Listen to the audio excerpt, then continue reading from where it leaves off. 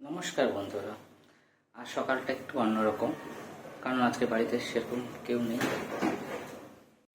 যেহেতু বাড়িতে আমি, দাদার বাবা আছি, তো দাদার খুব শরীর খারাপ, তবু মাসের শেষ, কিছু করার নেই, কোনো উপায় নেই, দাদার অফিস যেতেই হবে।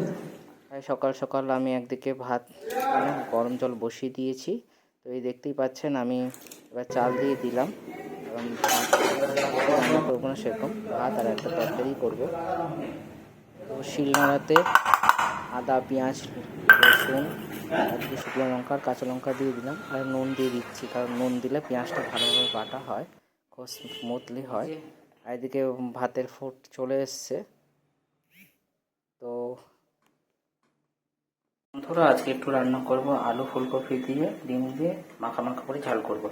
তার জন্য আছে ফুলকপি, আলু, ধনেপাতা কুচি, টমেটো কুচি, আর আছে সেদ্ধ করা ডিম, আর সব রকম মশলা, আদা, পেঁয়াজ, রসুন, কাঁচা লঙ্কা, শুকনো লঙ্কা পেস্ট, আর আছে হলুদ গুঁড়ো, নুন, মশলা ধোয়া জলটা, গোটা জিরে, যেহেতু যেটা বাটা হয়নি গোটা জিরেটা দেবো, আর তেল। তো বন্ধুরা, কড়াইটা গরম হয়ে এসছে, এবার এতে তেল দিয়ে দেবো।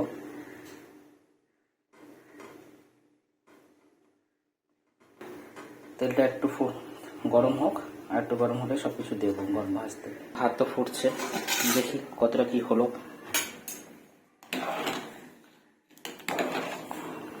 এখন বেশি হয়নি।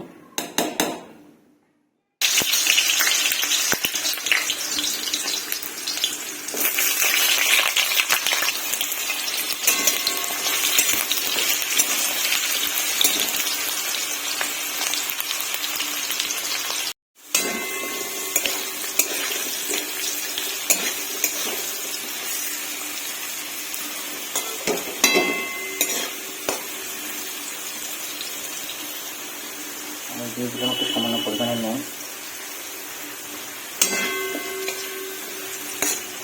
তো আলুগুলো একটু লাল লাল ভাজা হয়ে গেছে, এবার আলুগুলো নামিয়ে নেবো। আলু তো ভাজা হয়ে গেছে, এবার কপিগুলো ভেজে নেবো।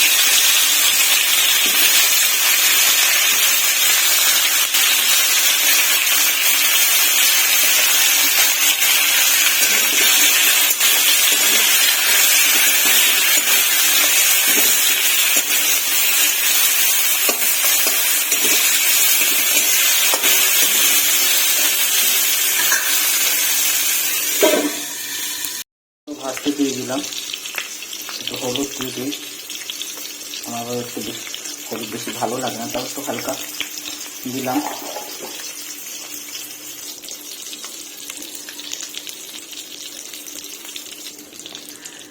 একটু উপর থেকে একটু নুন ছড়িয়ে দিলাম।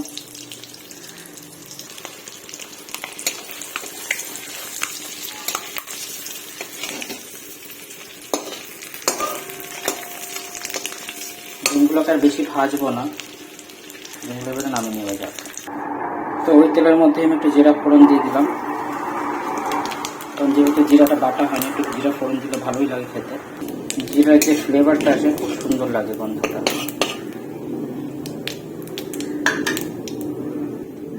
এবার আমার বেটে রাখা মশলাগুলো দিয়ে দেবো, আদা, পেঁয়াজ, রসুন, শুকনো লঙ্কা, গুঁড়ো লঙ্কা পেস্টটা দিয়ে দিলাম।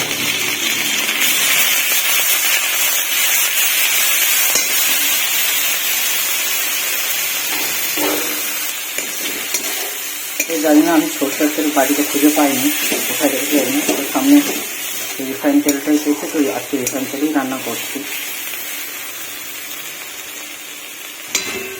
বন্ধুরা, আমার ভাতটা অলমোস্ট হয়ে গেছে, চেক করে নিই। ভাতটা হয়ে গেছে, ভাতটা করে গেলে নেব। ঝোলটা প্রায় ফুটছে, তো এর মধ্যে আমি কফি আর আলুটাকে দিয়ে দেবো। ঝোলের মধ্যে সামান্য একটু চিনি অ্যাড করে দেবো, কারণ একটু মিষ্টি দিলে ভালো লাগে, ঝাল ঝাল একটু মিষ্টি থাকলে ব্যালেন্সটা বজায় থাকে, ঝালের ব্যালেন্সটা। তো একটু চিনি দিয়ে এই যে ঝোল টকবক করে ফুটছে, এর মধ্যে আমি একটু দই অ্যাড করে দেবো। তো ঝোলটা প্রায় অলমোস্ট হয়ে এসছে, এবার আমি ডিমটা এক ডিমটা অ্যাড করে দেবো। তো যেহেতু বাড়িতে তিনজনই আছি। তো আমি হয়তো ডিম খাবো না, শুধু বাবা খাবে। তো এবার ধনে পাতাটা অ্যাড করে দিলাম। ধনে পাতার পরিমাণটা একটু বেশি হয়েছে, ভালোই লাগবে শীতকালে খেতে। তো আজ অনেকদিন পর শিলে বাটা মশলায় রান্না খাবো, তো আমি করলাম। ডিম দিয়ে আলু ফুলকপির ঝোল রেডি।